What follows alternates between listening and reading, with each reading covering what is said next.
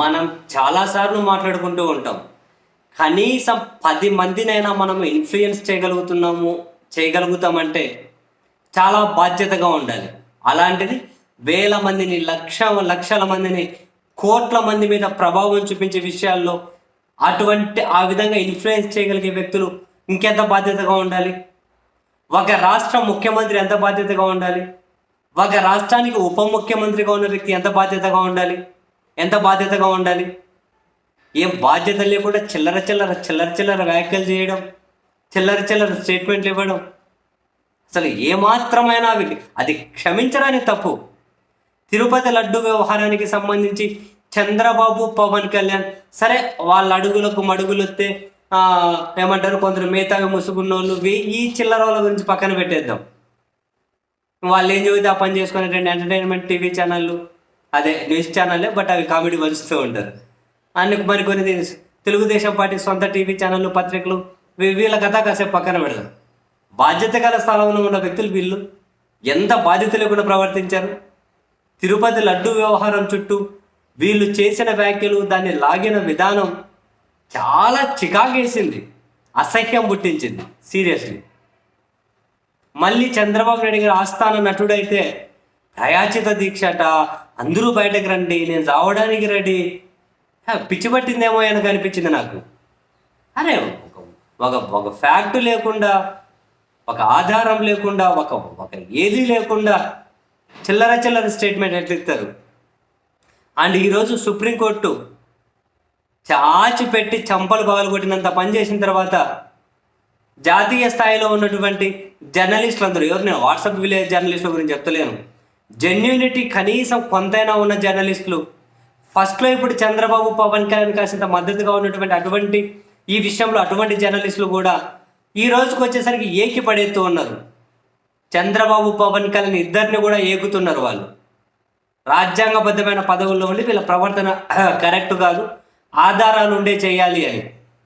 ఇంకా ఇంట్రెస్టింగ్ ఏంటంటే ఈ జర్నలిస్టులు మరీ డిమాండ్ చేస్తూ ఉన్నారు, చంద్రబాబు నాయుడు గారు ఇప్పుడు పవన్ కళ్యాణ్ గారితో కలుపుకొని ఇప్పుడు చేయాలి దీక్ష, ఒక తపస్సు చేయాలంటున్నారు. ఒక తపస్సు, మరి మౌన తపస్సు చేయాలేమో, ఒక తపస్సు చేయాలి, చేసిన తప్పుకు ప్రాయశ్చితంగా దీక్ష చేయాలంటున్నారు. చంద్రబాబు, పవన్ కళ్యాణ్ తక్షణం చేయాల్సిన పని అదే అని అంటున్నారు. అఫీషియల్గా పేరెన్నిక కన్నా జర్నలిస్టులు కూడా ట్వీట్ చేస్తూ ఉన్నారు, చంద్రబాబు, పవన్ కళ్యాణ్ క్షమాపణలతో ప్రాయశ్చిత్తం ఆ దీక్ష చేయాలి అని. ఏం ఎగిరిండి అయినా ఆస్థానన్నట్టు ఆ దీక్ష అంట చేయండి. లేకపోతే ఇప్పుడు సుప్రీంకోర్టుకి ఎంత ధైర్యం అని చెప్పి మరి సుప్రీంకోర్టు మీద కనుక సీరియస్ అయ్యి క్షమాపణలు చెప్పాలి సుప్రీంకోర్టు అంటారేమో.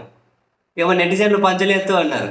లేదు ఇప్పుడు వెళ్ళి సుప్రీంకోర్టు మెట్లు గడుగుతారని ఒకరు, లేదు మొన్న గడిగిన మెట్లే మళ్ళీ మొన్న కింద నుంచి పైకి అడిగారు, ఈసారి పైనుంచి కింద గడుగుతారని చెప్పి ఒకరు, నెటిజన్లు కానీ పెద్దగానే పంచులు వేస్తూ ఉన్నారు. But apart from this punches and satires, వీళ్ళు ప్రజలకు క్షమాపణ చెప్పాలి. అది నైతికత ఉన్న వాళ్ళు చేయాల్సిన పని. జాతీయ జర్నలిస్టులు ఏమో ఇప్పుడు వీళ్ళు నిజంగా క్షమాపణలు దీక్ష చేయాలి, ఇద్దరు కలిసి అంటున్నారు. ఇద్దరు కలిసి దీక్ష చేయాలి అని కూర్చొని ఎక్కడో దగ్గర మరి ఆ లింగంని కట్టించారు పక్కన, వీళ్ళ ఆస్థానంలో మనిషే కదా, అక్కడ కూర్చొని ఇద్దరు దీక్ష చేయండి, జనాలకు క్షమాపణలు చెబుతూ.